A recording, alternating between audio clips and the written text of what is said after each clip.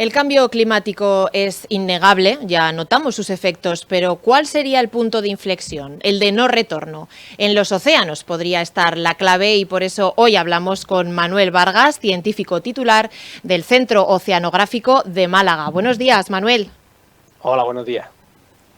Bueno, mencionábamos que los océanos pueden darnos esa clave porque allí ya están sucediendo cosas que quizá escapan a nuestro conocimiento en la vida diaria. Cuéntenos qué está ocurriendo con las corrientes, con el deshielo de los casquetes polares y cómo se traduce eso, qué efectos tiene. Bueno, pues precisamente este tema de las corrientes, concretamente la corriente a la que nos referimos es lo que se llama la corriente termoalina o la corriente de retorno del Atlántico Norte, que con este nombre así tan aparatoso vamos a tratar de explicar en qué consiste. Básicamente en las zonas polares, sobre todo en la parte de la península escandinava, Islandia, también en el mar del Labrador, que está al lado pegado a Canadá, y también en la Antártida, en invierno el agua se enfría mucho y eso hace que ese agua se hunda hasta el fondo del mar y entonces forma una corriente profunda de agua muy fría que va a fluir hacia las latitudes más ecuatoriales, más tropicales. Ese espacio que deja ese agua en invierno es sustituido por agua cálida que viene precisamente en superficie ahora desde esas latitudes ecuatoriales y tropicales. Entonces tenemos como una cinta transportadora de agua cálida hacia los polos en superficie, agua fría en el fondo, retornando hacia esas zonas ecuatoriales. ¿Y esto por qué es tan importante? Pues porque esas aguas cálidas que van en superficie es la famosa corriente del Golfo, que pasa por Estados Unidos, luego ya se separa de Norteamérica y que llega hasta la península escandinava, pues ese agua, como decía, al llegar a esas zonas polares, cede ese calor que lleva a la atmósfera. Por eso se enfría y luego se hunde. Pero bueno, al ceder ese calor a la atmósfera, lo que hace es que precisamente el clima, sobre todo de Europa, del norte, de la península escandinava, incluso del norte un poquito de Norteamérica, pues no. Esa es la explicación de que, por ejemplo, en Noruega tengamos zonas relativamente pobladas, donde la vida es más o menos fácil, y en la misma latitud, si nos vamos, por ejemplo, al Canadá, pues tenemos 15 grados menos, y prácticamente son zonas completamente despobladas. Esto es lo que podría alterarse por causa del cambio climático, por causa de ese deshielo que se está produciendo por el calentamiento global del problema, podrían interrumpirse estas corrientes. Claro, porque entiendo que se están fundiendo, ¿no?, los hielos de los polos y eso aporta más agua fría, entonces se vería afectada no solo la temperatura, incluso el volumen. Claro.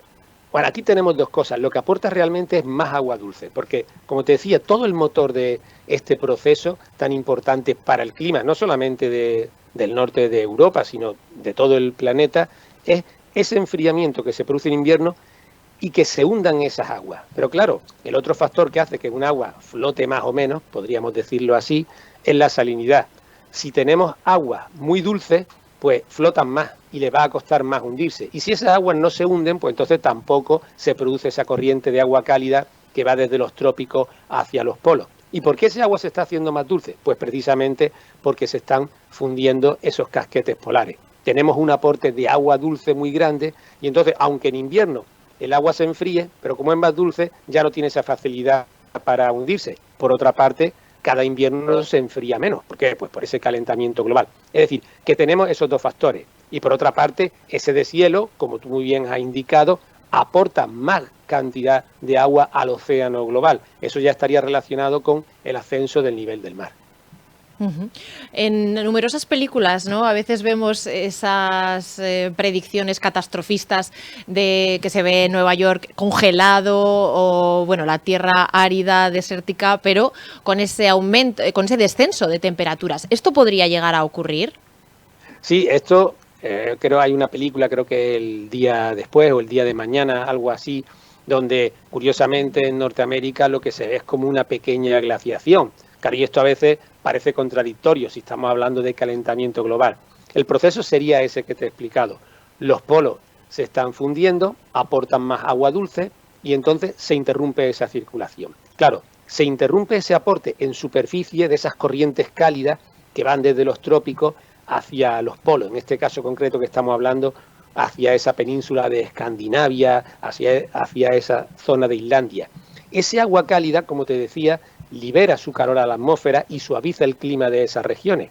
Pero si se interrumpe esa corriente, ya no tenemos ese aporte de calor a la atmósfera por parte de esas corrientes. Y entonces, curiosamente, lo que generaría es una bajada de las temperaturas en toda la zona de Europa del Norte, incluso podría llegar a afectar hasta nosotros, hasta la península ibérica. O sea, que parece contradictorio, pero ese calentamiento global, transitoriamente, bueno, durante unos años, que comparado con la vida de una persona serían bastante, produciría un descenso muy grande de las temperaturas, que es lo que se ve en esas películas. O sea que esas películas tienen su base. Ahora la cuestión es, que es un tema realmente controvertido entre la comunidad científica, ver si ya está ocurriendo ese debilitamiento de esas corrientes o si se puede llegar a un colapso. Un colapso es simplemente que paran totalmente esas corrientes y, en caso de producirse, ¿para qué año podría ocurrir esto?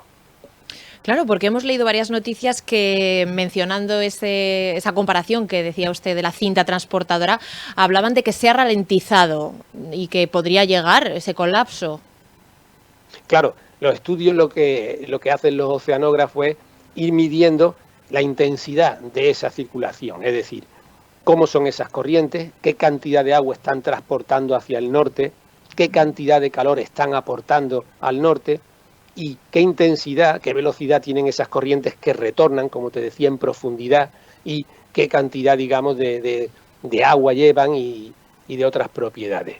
Entonces, lo que muestran algunos trabajos es que, claro, el proceso no sería de golpe, sino primero hay un debilitamiento, es decir, cada vez la cantidad de agua que va fluyendo hacia el norte es más pequeña, la cantidad de calor, por tanto, que van aportando a esas latitudes polares es más pequeña. Pero es cierto que hay otros trabajos que muestran que de momento no se aprecia ese debilitamiento. Por otra parte, digamos, la tercera pata del banco serían los modelos climáticos, que en todos los escenarios posibles predicen, al menos para final de este siglo XXI, un debilitamiento importante de esa corriente. Entonces, tenemos que ir viendo cómo evoluciona realmente y si ese debilitamiento se va produciendo tal y como predicen los modelos climáticos. Pero, como te digo, ahora mismo es un tema bastante controvertido porque unos estudios apuntan en una dirección, otros apuntan en otra. Qué curioso, ¿no? Que haya tan dispares opiniones cuando se podría comprobar, ¿no? Entiendo, con estas mediciones, estos modelos que comentaba usted que elaboran, deberíamos tener pruebas. No, digamos que sí, de hecho no son opiniones científicas, de hecho sí que se mide. De hecho hay un gran proyecto internacional en el cual a lo ancho de todo el Atlántico se están haciendo estas medidas. ¿Qué es lo que ocurre? Que estos procesos son lentos y estas medidas han empezado a realizarse desde el año 2004. Entonces es cierto que sí que se aprecian de repente pues periodos de 5 o 10 años en los que claramente se debilita esta corriente, pero luego tenemos otros periodos, a lo mejor de 5 años, en que parece que se recupera. Hay una parte que es natural, es decir, el clima de la Tierra en todo su aspecto, en todas sus vertientes, en este caso, en esta circulación termohalina o esta cinta transportadora de calor, están sometidos a unos cambios naturales de siempre ha ocurrido, con independencia del cambio climático que ahora estamos produciendo nosotros. Claro, lo que ocurre es que superpuesta a esas fluctuaciones que sí son naturales, tenemos esa tendencia en la que poco a poco, la Tierra cada vez se va calentando más y esas corrientes parece que se van debilitando. Pero si tenemos series temporales, así lo llamamos, a esos registros, a esas medidas que todavía son relativamente cortas, pues entonces nos cuesta más trabajo discernir estos cambios. No ocurre así, por ejemplo, en el caso de la temperatura del aire, la que nos rodea ahora mismo a usted y a mí que estamos hablando. Aquí tenemos registros que datan pues desde finales del siglo XIX e incluso en algunos casos todavía más antiguos. Entonces, como esa serie es muy larga, podemos distinguir entre lo que son esas fluctuaciones, esas subidas, esas bajadas, eso que decimos, ¿qué pasa con el cambio climático? Este invierno hace muchísimo frío y luego, sin embargo, hay otro verano que hace muchísimo calor. Bueno, podemos distinguir esas fluctuaciones que son naturales, que son normales en el sistema climático de la Tierra y separarlos de ese continuo ascenso, ese progresivo, esa gotita que va cayendo poco a poco y haciendo que cada vez las temperaturas del aire que nos rodea sean más altas. o la temperatura del mar, que cada vez es más alta. Cuando tenemos registros largos, eso sí se puede separar. En el caso de este estudio, pues no, esa es nuestra dificultad, que hemos empezado relativamente, vamos a decir, tarde. En el año 2004 se puso en marcha todo este sistema para medir ese transporte de calor que se produce a lo largo del Atlántico. Claro que 20 años para la Tierra no es nada. Hablábamos en alguna ocasión con un experto en glaciares sobre, por ejemplo, los glaciares del Pirineo, que no se piensa que duren más de 10 años y que si tomásemos ahora cartas en el asunto, pero de manera seria, para frenar la emisión de gases a la atmósfera, esos efectos no se verían hasta pasados mínimo 50 años, con lo cual los glaciares del Pirineo van a desaparecer sí o sí. Pero, ¿qué ocurre con las corrientes? En este caso ha mencionado esos cambios climáticos que se producen de manera natural, pero es obvio que el ser humano estamos presionando, ¿no?, que se producen con más rapidez ese calentamiento.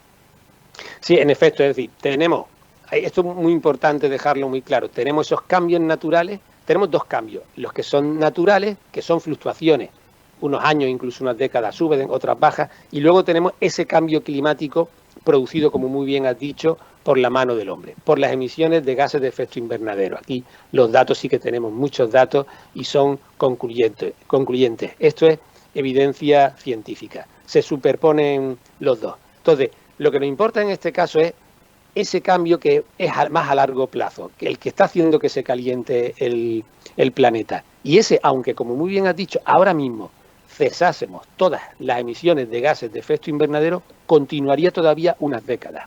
¿Por qué? Pues porque el clima de la Tierra tiene una gran inercia. Un ejemplo muy gráfico es, por ejemplo, un camión que pesa mucho y que va a una gran velocidad. De repente queremos frenar y pisamos a fondo el freno.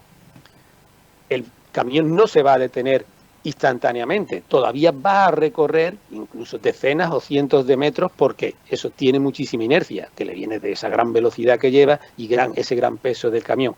Con el clima de la Tierra ocurre lo mismo. Aunque ahora mismo, el día de hoy, empezásemos ya a que nuestras emisiones fueran cero, todavía continuaría ese calentamiento y por tanto se produciría ese debilitamiento de las corrientes, de ese transporte de calor que tenemos. Pero aquí no me gusta ser catastrofista, hay que lanzar un mensaje positivo. ¿Cuánto recorre ese camión que poníamos antes en el ejemplo? Depende de cómo de rápido pisemos el freno. Si tardamos todavía encima mucho en pisar el freno, pues al final nos vamos a pegar un tortazo. Si tomamos las medidas ya, tendremos todavía unas décadas en que seguirá calentándose la Tierra y se debilitarán estas corrientes marinas, pero primero, el número de décadas, los años en los que va a continuar ese calentamiento va a ser menor y además la intensidad de ese calentamiento y de ese debilitamiento de las corrientes también será menor. Si por el contrario tardamos más en tomar esas medidas, se van a tomar cuando ya haya muchos más gases de efecto invernadero en la atmósfera, tardaremos muchísimo más tiempo en recuperar la situación inicial y además los cambios que se produzcan serán mucho más drásticos. Por tanto, el mensaje es claro, hay que tomar las medidas ya, cuanto antes. Pisemos el freno cuanto antes. Entiendo que la solución pasa por eso, ¿no?, por emitir menos gases invernadero. No sé si nosotros como ciudadanos también podemos hacer algo. Sí, podemos hacer en dos sentidos. Yo creo que por una parte hay una serie de medidas cotidianas que todos podemos llevar a cabo, que básicamente es consumir menos energía. Dejamos las luces encendidas, cogemos el coche para ir a comprar el pan, no utilizamos los transportes públicos, porque es que voy a tardar a lo mejor 10 minutos más y en vez de 30 minutos voy a tardar 40, 45. Hay que hacer un pequeño esfuerzo. Si vivimos en un primero, podemos subir por la escalera en vez de utilizar el ascensor. Son muchos pequeños detalles que uno dirá, esto es prácticamente nada. Bueno, es un granito, pero en cualquier caso es lo que está a mi alcance. Si lo que está a mi alcance, aunque sea muy poco y tenga muy poca repercusión, ni siquiera eso hago, ¿cómo luego voy a reclamar a nuestros gestores, a nuestros políticos que tomen medidas? Entonces, por eso, tenemos que hacer eso que está a nuestro alcance y, por otro lado, exigir a nuestros políticos, exigir a nuestros gestores en todos los niveles, a nivel local, a nivel regional, nacional, europeo, que tomen las medidas necesarias, que esas sí que pueden tener un impacto muy fuerte para la reducción de gases de efecto invernadero, que realicen de forma eficiente y rápida esa transición a una economía verde, a una economía descarbonizada y tenemos que exigírselo. Ahí también sí podemos hacer, porque nosotros somos votantes, somos ciudadanos y podemos exigir. Tenemos que tener una actitud más activa, más proactiva en este sentido. Ha mencionado que a lo largo de la historia de nuestro planeta se han producido varios cambios climáticos. ¿Es posible revertir el estado actual, pues que los hielos vuelvan a estar helados y recuperar esas corrientes? Sí, toda la parte que es causada por el hombre sí la podemos revertir. Luego, como muy bien has dicho, el planeta está siempre inmerso en una serie de ciclos naturales, de glaciaciones y periodos cálidos o interglaciales. Ay, eso no lo podemos nosotros cambiar, pero eso es mucho más lento. Por ejemplo, las últimas glaciaciones tienen un periodo aproximadamente de 100.000 años. Ahí nosotros no podemos hacer nada. Pero esa parte del cambio que se está produciendo ahora, que sí es causada por nosotros y además es mucho más intensa y mucho más rápida que los cambios que han sido de forma natural. Y espectacular cuando hay reconstrucciones, se llaman paleoclimáticas, porque podemos reconstruir y saber cómo era el clima del pasado. Y se ven esos ciclos, y se ven cómo subían las temperaturas, cómo bajaban. Pues la velocidad a la que está subiendo ahora la temperatura y los niveles que está alcanzando, esos no se conocen, no se ven en esos registros paleoclimáticos, no se ven en los últimos 800.000 años. Es decir, que eso es causado por nosotros. Y eso que es causado por nosotros sí lo podemos revertir. Es decir, podemos volver a la situación que sería natural dentro del planeta con sus ciclos normales, que eso sí que no los podríamos cambiar.